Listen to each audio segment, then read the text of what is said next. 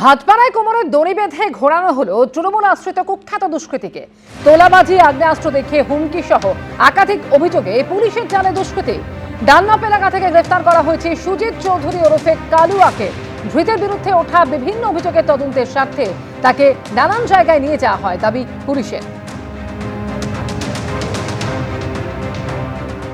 পুরুষদের অ্যাকাউন্টে লক্ষ্মীর ভান্ডারের টাকা ঢুকিয়ে লক্ষ লক্ষ টাকা আত্মসাৎ। চাঞ্চল্যকর অভিযোগ কাটোয়ায়। গ্রেপ্তার আলমপুর গ্রাম পঞ্চায়েতের প্রধান। ধৃত তৃণমূল নেতার বিরুদ্ধে সরকারি প্রকল্পে সুবিধা পাইয়ে দেবার নামে দুর্নীতির অভিযোগ। বেপাত্তা আরেক অভিযুক্ত। কাটোয়া ১ নম্বর ব্লকের বিডিও অফিসের চুক্তিভিত্তিক কর্মী কার্তিক মণ্ডল। বিজেপির অভিযোগ, প্রকল্পের বরাদ্দ টাকা দেবার বদলে উপভোক্তাদের থেকে প্রতি মাসে নেওয়া হতো টাকা।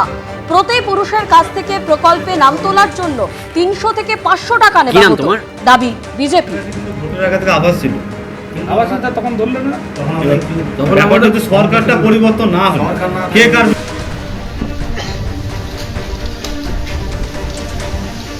পুরুষদের অ্যাকাউন্টে লক্ষ্মীর ভান্ডারের টাকা ঢুকিয়ে লক্ষ লক্ষ টাকা আত্মসাৎ। চাঞ্চল্যকর অভিযোগ কাটোয়ায়। গ্রেপ্তার আলমপুর গ্রাম পঞ্চায়েতের প্রধান। সেই হিসাবে এলাকার বিভিন্ন লোকের কাছে যাদের জমি নেই।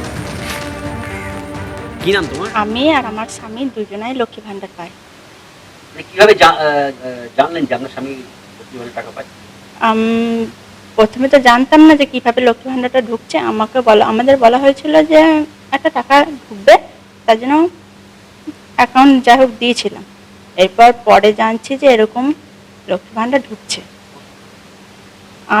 আমি অনেক দিন ধরেই পাই। আমি মনে হয় প্রায় এক দেড় বছর এরকম হবে হয়তো। মানে এটা আমরা কি করে জানবো বলুন? আমরা তার তো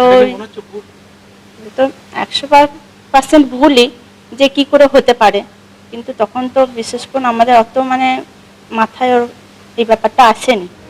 যে চাঞ্চল্যকর অভিযোগ উঠেছে কাটোয়ায় আলমপুর গ্রাম পঞ্চায়েতের প্রধানের বিরুদ্ধে, যে পুরুষদের অ্যাকাউন্টে লক্ষ্মীর ভান্ডারে টাকা ঢুকিয়ে লক্ষ লক্ষ টাকা আত্মসাৎ করা হয়েছে। ধৃত তৃণমূল নেতার বিরুদ্ধে সরকারি প্রকল্পে সুবিধা পাইয়ে দেওয়ার নামে দুর্নীতির অভিযোগ উঠেছে। আমাদের প্রতিনিধি রানা দাস আমাদের সঙ্গে রয়েছেন। রানা, আলমপুর গ্রাম পঞ্চায়েতের প্রধান, তার বিরুদ্ধে একাধিক দুর্নীতির অভিযোগ উঠেছে, ঠিক কি কি অভিযোগ তার বিরুদ্ধে? একেবারেই দেখো, আলমপুর যে গ্রাম পঞ্চায়েত তার প্রধানের বিরুদ্ধে অভিযোগ উঠেছে যে লক্ষ্মী ভান্ডারের টাকা এবং কৃষক বন্ধুর টাকা সেটা কিন্তু তছরূপ করা হয়েছে।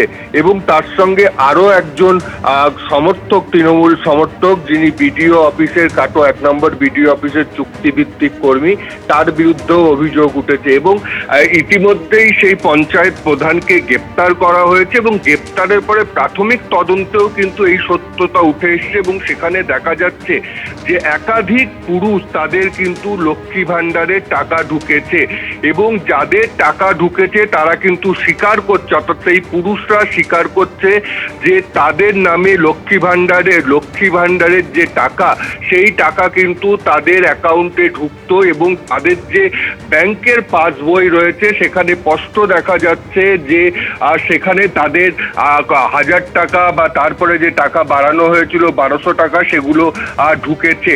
এবং সেখানে যখন তাদের ধরা, তখন তারা কিন্তু স্পষ্ট বলে যে এই যে মূলত যে পঞ্চায়েত বিডিও অফিসে যে চাকরি কাজ করত, সেই কিন্তু মূলত কাগজপত্র নিয়ে এই কাজগুলো করত এবং তার সঙ্গে পঞ্চায়েত যে প্রধান ছিল তিনি যুক্ত ছিলেন বলে অভিযোগ করছে। এবং জানা যাচ্ছে যে মূলত এখানে টাকা ঢোকার পরে সেই অ্যাকাউন্ট থেকে যাদের টাকা ঢুকতো সেখান থেকে 400-500 টাকা তার বিনিময়ে নেওয়া হতো।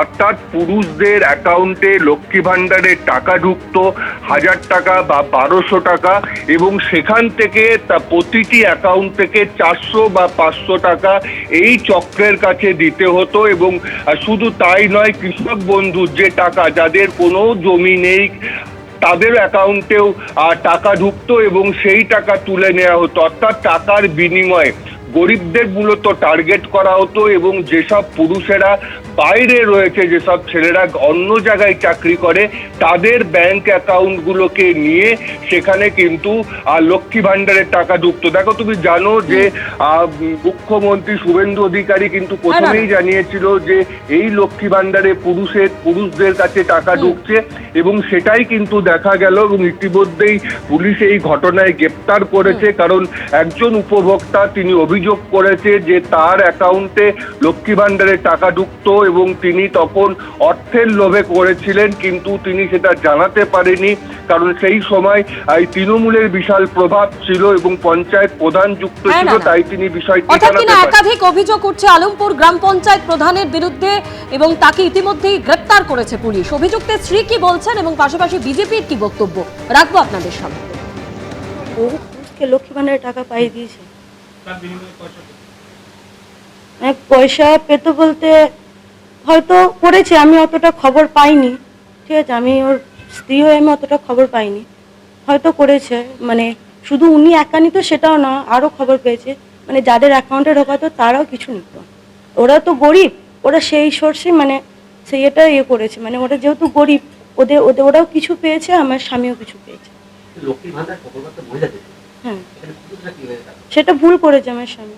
বাবলু মোল্লা এদের বিরুদ্ধে প্রশাসন তদন্ত নিয়ে যেন কঠোরভাবে এদের শাস্তির ব্যবস্থা করে, তদন্ত করে। এবিপি আনন্দ এগিয়ে থাকে, এগিয়ে রাখে।